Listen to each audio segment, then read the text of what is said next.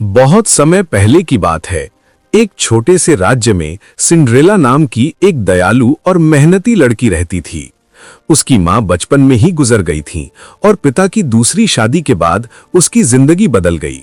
उसकी सौतेली मां और दो सौतेली बहनें उससे बहुत कठोर व्यवहार करती थीं। वे सिंड्रेला से घर के सारे काम करवाती और उसे अच्छे कपड़े पहनने या आराम करने नहीं देती थीं। फिर भी सिंड्रेला कभी शिकायत नहीं करती थी और हमेशा मुस्कुराकर अपना काम करती थी।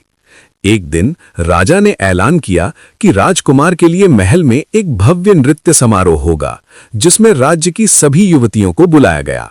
सौतेली बहनें बहुत खुश हुईं, लेकिन सिंड्रेला जानती थीं कि उसे जाने की अनुमति नहीं मिलेगी। जैसा उसने सोचा था, सौतेली मां ने उसे घर पर ही रहने का आदेश दे दिया। सिंड्रेला उदास होकर बगीचे में रोने लगी। तभी अचानक उसकी परी गॉडमदर प्रकट हुई। उसने जादू से कद्दू को शानदार बग्घी में, चूहों को घोड़ों में और सिंड्रेला के फटे कपड़ों को सुंदर पोशाक में बदल दिया। उसके पैरों में कांच की चमकदार जूती पहनाई गई, लेकिन शर्त थी कि रात 12 बजे तक उसे वापस आना होगा। सिंड्रेला महल पहुंची और उसकी सुंदरता से सभी चकित रह गए, यहां तक कि राजकुमार भी। दोनों ने साथ नृत्य किया और समय का पता ही नहीं चला। जैसे ही घड़ी ने 12 बजाए, सिंड्रेला भागने लगी और जल्दबाजी में उसकी एक कांच की जूती वहीं छूट गई। राजकुमार ने उस जूती के सहारे सिंड्रेला को खोजा।